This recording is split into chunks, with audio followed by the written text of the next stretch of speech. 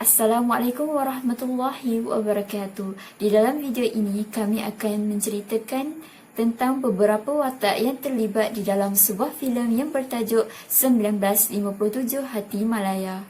Di dalam filem tersebut terdapat dua watak yang dilakonkan oleh Maya Karin, iaitu Normala dan juga Salmi. Maya Karin ialah Salmi. Salmi merupakan seorang jurugambar.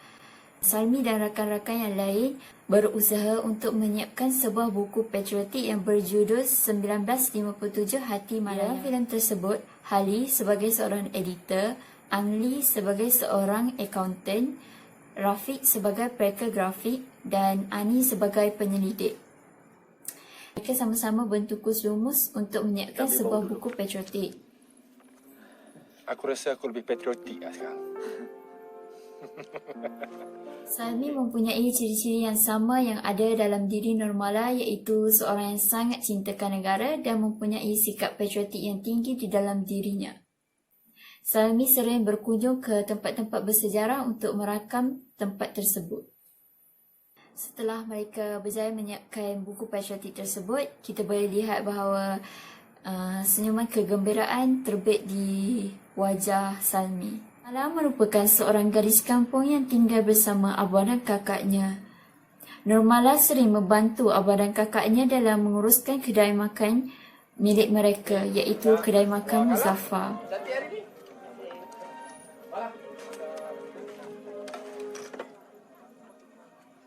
Normala merupakan seorang gadis yang bersemangat patriotik dan sangat cintakan tanah Melayu, kerana di dalam filem tersebut Normala bersama Datuk Onn Jaafar di dalam Parti UMNO menentang Malayan Union yang diadakan pihak British pada zaman dahulu.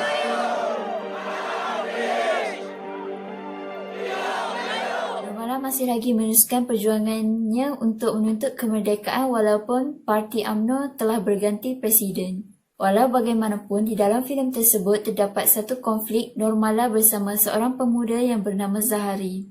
Zahari merasakan bahawa Normala perlulah mengikutinya untuk menyokong perjuangan Datuk Onn Jaafar di dalam parti baharu yang dibina selepas Datuk Onn Jaafar meletakkan jawatan sebagai Presiden UMNO. Tetapi di pengakhiran cerita, Zahari memahami bahawa walaupun mereka berlainan parti, tetapi mereka mempunyai matlamat sama, iaitu inginkan yang terbaik untuk tanah Melayu. Antara bukti lain yang kita boleh lihat untuk membuktikan ciri-ciri patriotism yang ada di dalam diri Normala ialah di dalam babak ini. Kami akan tolong, Tunku. Ya, saya akan sokong, Tunku. Sharifah Amani memegang dua watak dalam cerita ni, iaitu Ani dan Ansyah. Ani ni berwatakkan seorang gadis yang ceria dan dia ni bersama-sama dengan Hali, Salmi, Rafiq dan Angli bagi menyiapkan sebuah buku sejarah yang bertajuk 1957 Hati Malaya. Dan dia ni berperanan sebagai penyelidik. Dia juga mempunyai semangat patriotik dan mempunyai komitmen yang tinggi. Manakala Ansyah ni berwatakkan seorang gadis yang pendiam dan suka memendam perasaan. Dia ni merupakan kawan kepada Mala dan sering bantu dekat gerai Laksa Asam. Dan dekat gerai Laksa Asam itulah berlakunya beberapa perbincangan politik. Dia ni menyokong perjuangan Datuk Onn Jaafar, tapi selepas Datuk Onn Jaafar ni meletakkan jawatan, akhirnya dia mengambil keputusan untuk menyokong perjuangan Tunku Abdul Rahman. Dan dia ni menyimpan perasaan kepada Rozhan dalam diam, tapi Rozhan ni suka dekat Mala. Rushdie Ramli dalam filem ini memegang watak sebagai Hali dan juga Zahari. So, dalam watak Hali ni, Hali dia mewakili generasi muda yang bekerjasama dengan Salmi, Rafiq, Ani dan juga Enli menerbitkan sebuah buku yang berjudul 1957 Hati Malaya. Hal ini dia sangat mendalami dan menjiwai karakter, emosi serta semangat rakyat tanah Melayu. Dia bersama-sama mengumpulkan bahan sejarah kemerdekaan tanah Melayu. Roshdi Ramli juga dia memainkan peranan sebagai watak Zahari. So Zahari ni dia merupakan seorang wartawan yang berjiwa patriotik. Dia menyokong UMNO dalam menuntut kemerdekaan. So dalam watak ini, Zahari dia menyukai Nur Mala yang dibintangi oleh Maya Karin. Mereka berdua saling menyukai antara satu sama lain. Dan dalam satu babak filem ini, Zahari tu dia bergaduh dengan seorang pemuda disebabkan dia juga menyukai Nur Mala. Tetapi setelah Dato' On meletakkan jawatan sebagai pengerusi UMNO kerana ramai yang tidak bersetuju dengan Dato' On mengenai syarat kelayakan warga asing yang dipersetujui oleh British untuk menentukan kemerdekaan tanah Melayu pada suatu ketika dahulu, dia dan Nur Mala tidak sehaluan pendapat kerana Nur Mala tidak bersetuju dengan Dato' On. Tetapi pada penghujungnya, Zahari tetap menyokong Tengku Abdul Rahman yang berjaya menuntut kemerdekaan tanah Melayu daripada pihak British. Watak yang keempat ia dilakonkan oleh Adeline Amar Ramli. Adeline Amar Ramli ni dia memegang dua watak dalam cerita Hati Malaya. Watak yang pertama sebagai Rafiq dan watak yang kedua sebagai Rozhan. Rafiq ni hanyalah merupakan watak sampingan dalam cerita Hati Malaya. Dia bertanggungjawab untuk menguruskan bahagian ilustrasi dan grafik keseluruhan buku yang mengenai kemerdekaan, iaitu yang bertajuk 1957 Hati Malaya. Watak Rafiq dalam cerita Hati Malaya ni dia merupakan seorang yang happy go lucky dan sentiasa ceria. Dia sentiasa menghiburkan suasana di tempat kerja, terutama dengan kuis teka-teki dia yang berunsurkan sejarah-sejarah sebelum kemerdekaan. Kala Rozhan ni pula pemuda kampung yang berusaha untuk mencapai kemerdekaan bersama dengan 3 orang sahabatnya lagi, iaitu Zahari, Aisyah dan Mala. Aku perselisihan pendapat di mana Zahari ni tetap menyokong perjuangan On, manakala Mala bersama-sama dengan Rozhan menyokong perjuangan Tengku Abdul Rahman bersama dengan UMNO untuk mencapai kemerdekaan. Berlaku pertengkaran di kedai kaablah antara Rozhan dengan Zahari apabila mereka masing-masing tetap dengan pendirian masing-masing, ditambah pula dengan cinta tiga segi antara Mala, Zahari dan Rozhan. Tapi disebabkan rasa cinta yang tinggi terhadap tanah air dan jati diri yang kukuh dalam diri masing-masing, mereka tetap berjuang untuk mencapai kemerdekaan walau dengan apa cara sekalipun. Pada tanggal 31 Ogos 1957, mereka sama-sama menyambut kemerdekaan yang telah dicapai oleh tanah Melayu pada masa itu. Dalam filem 1957 Hati Malaya, Tengku Abdul Rahman dilakonkan oleh Kamaruzaman. Tengku Abdul Rahman adalah antara orang-orang kuat yang berjuang dalam perjuangan menuntut kemerdekaan. Pada mulanya, Tengku Abdul Rahman menolak untuk terlibat di dalam politik, tetapi setelah dipujuk oleh Abdul Razak Saadon dan beberapa individu yang lain, Tengku Abdul Rahman akhirnya bersetuju untuk menjadi calon kepada Presiden UMNO yang baru setelah Dato' On Jaafar meletakkan jawatan. Pada 26 Ogos 1951, di Hotel Majestic Kuala Lumpur, Dato' On Jaafar menyerahkan tugas Presiden UMNO kepada Tengku Abdul Rahman sebagai Presiden UMNO yang baru. Kepada pengganti saya yang amat mulia Tunku Abdul Rahman. Semasa Tunku Abdul Rahman menjadi Presiden UMNO, terdapat satu isu kaum, iaitu isu Natrah. Natrah dijaga oleh ibu angkatnya, iaitu Puan Aminah. Isu ini muncul kerana ibu kandung Natrah ingin mendapatkan hak penjagaannya terhadap anaknya. Dalam isu tersebut, Mahkamah Singapura menyebelahi ibu kandung Natrah dan memisahkan Natrah daripada ibu angkatnya, iaitu Puan Aminah. Natrah diletakkan di dalam konvent. Hal ini menimbulkan rasa tidak puas hati dalam kalangan orang Melayu. Orang Melayu Singapura mengutuskan surat kepada Tunku Abdul Rahman untuk meminta pertolongan. Kita kena tolong sama Islam. Tapi Tunku, ini bermakna kita campur tangan urusan kerajaan luar. Tunku Abdul Rahman menulis surat kepada David Marshall, seorang peguam bela, untuk meminta pertolongan bagi pihak Tunku Abdul Rahman dalam membela mereka yang terlibat di dalam isu Natrah. Tunku memuji David Marshall di dalam rayuan pihak tertuduh kerana hukuman pada mulanya, iaitu hukuman gantung, berubah kepada hukuman seumur hidup. Rakyat-rakyat di Tanah Melayu mula menerima Tunku Abdul Rahman sebagai seorang pemimpin yang sejati. Pada tahun 1952, pilihan raya municipal 9 dari 12 kerusi berjaya dimenangi oleh ahli UMNO MCA.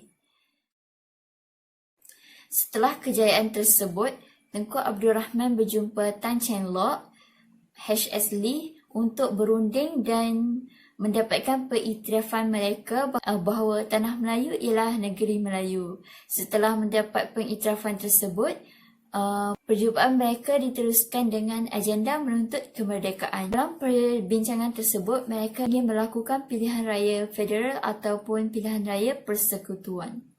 Tunku Abdul Rahman berjumpa dengan Templar. Templar menyatakan kepada Tunku bahawa dia memerlukan seorang wakil dari parti UMNO untuk berada di dalam kerajaan. Tunku Abdul Rahman berkata dia akan memikirkan tentang hal tersebut. Tunku Abdul Rahman mengutuskan sebuah surat melalui Dr. Ismail dan di dalam surat tersebut, Tunku Abdul Rahman mencadangkan Dr. Ismail sebagai wakil untuk kepentingan parti di dalam kerajaan. Templar merancang majlis yang majoriti dibayangi oleh kuasa Inggeris. Surat yang ditulis Tunku Abdul Rahman kepada Templar dan Raja-Raja Melayu tidak berbalas. Pada masa yang sama, Littleton tidak mahu berjumpa dengan Tunku Abdul Rahman dan tidak bersetuju dengan permintaan Tunku Abdul Rahman. Oleh sebab itu, mereka berancang untuk ke London bagi meneruskan misi mereka untuk mendapatkan kemerdekaan. Terdapat satu babak yang terjadi di Dewan Perhimpunan Cina Melaka, iaitu perjumpaan UMNO MCA. Tunku menyatakan hasrat bahawa mereka ingin ke London bagi berunding untuk mendapatkan kemerdekaan. Saya telah terima surat daripada Littleton, ketua di London, dan dia tak setuju apa yang kita minta dan dia tak mau jumpa kita. Jadi, saya dah berpakat dengan rakan-rakan yang ke atas ni untuk sama-sama pergi London. Hari ini saya mau tanya pada saudara semua, setuju ke tidak? Walau bagaimanapun, usaha Tunku Abdul Rahman ditolak oleh Littleton, tetapi usaha mereka berjaya mendapat perhatian daripada pihak British. Mereka terus memprotes dan sampai satu tahap Sir Donald McGillivray ingin berjumpa dengan Tunku Abdul Rahman. Di dalam filem tersebut, Tunku Abdul Rahman berjumpa dengan Sir Donald McGillivray. We have decided to meet you halfway.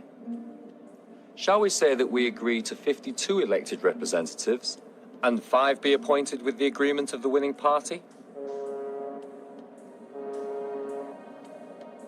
The federal elections must be recognized as the decisive factor, and the British will honour the result to move for independence. Pada tahun 1954, parti MIC ingin menyertai Parti Perikatan dan mereka ingin sama-sama berjuang untuk mendapatkan kemerdekaan. Gabungan ini tidak akan memberi peluang kepada pihak British menggunakan alasan perpecahan kaum untuk menolak tuntutan. Dalam filem tersebut dapat dilihat bahawa ciri-ciri yang ada di dalam Tunku Abdul Rahman ialah seorang yang sangat berjiwa rakyat dan pemimpinnya sangat disenangi oleh rakyat. Tunku Abdul Rahman ni? Tunku? Yalah. Tunku. Tu dia. Dah sampai. Ya. Tak percaya ke? Tunku. Abang Rozan. Mari, Sambutlah mari. saya. Assalamualaikum. Waalaikumsalam. Abang. Tunku. Ini Cikgu Rozan. Apa, Abang? Ya, yang tolong kita jaga kawasan sini. Alhamdulillah. Tak sangka yang Tunku sini akan turun. Saja aja. Tunku silakan. Apa Abang? Apa Abang? Aku kenalkan Ya, Tunku. Abang. kita ni. Eloklah muda-muda ada semangat macam ni. Buat-buat ya. Pada 28 Julai 1955, Perikatan memenangi 51 kerusi dari 52 kerusi yang dipertandingkan. Dengan itu, Tunku Abdul Rahman menjadi Ketua Menteri di Tanah Melayu. Ni saya akan berpindah ke Kuala Lumpur di kediaman yang telah disediakan. Dengan itu, Tunku Abdul Rahman mendesak British untuk memberikan Tanah Melayu kemerdekaan. We want to talk about the constitution and expect to press for independence. Dengan desakan yang diberikan oleh Tunku Abdul Rahman, maka Tanah Melayu berjaya mendapatkan kemerdekaan. Tunku Abdul Rahman mengumumkan tarikh kemerdekaan bagi Tanah Melayu di dalam video ini. Dengan nama Allah yang Maha Murah lagi Maha Sekian, saya atas nama rakyat Melayu mengisytiharkan bahawa kemerdekaan penuh kesatuan Tanah Melayu di dalam Commonwealth menurut perjanjian yang telah dicapai di London akan dilaksanakan pada 31 hari bulan Ogos tahun 1957.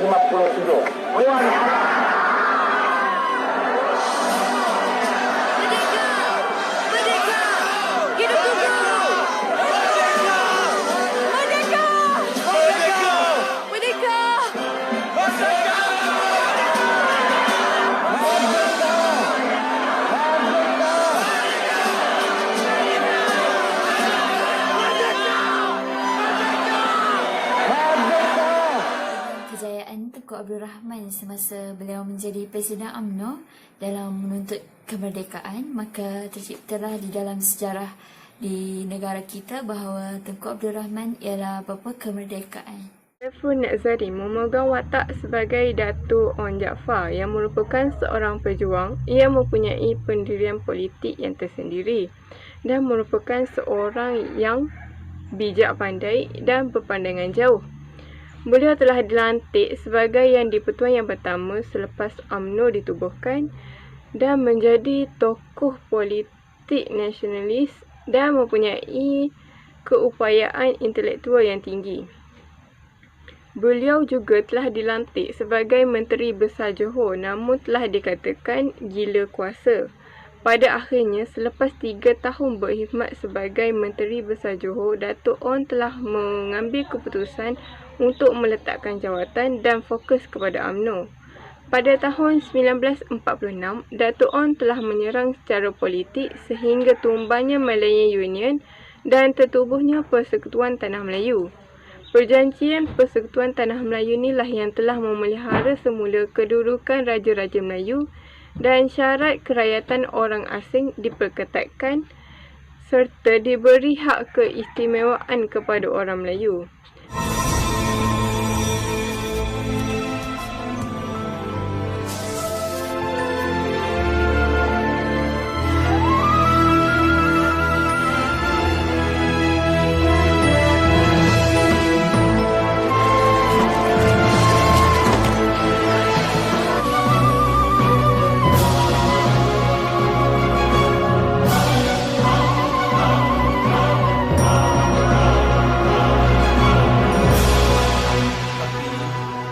Dalam satu perjumpaan UMNO, Datuk On telah mengemukakan cadangan agar keahlian UMNO dibuka kepada pelbagai bangsa, tetapi telah mendapat tentangan hebat daripada orang Melayu. Dalam sidang Majlis Mesyuarat Agung ke-6, Datuk On telah melepaskan jawatan Yang di-Pertuan Agong kerana telah dituduh tidak mementingkan orang Melayu dan menjadi tali barut orang British. Namun, dia kembali selepas dipujuk dan masyarakat Melayu ini telah berjanji untuk mengikut cakap Datuk On.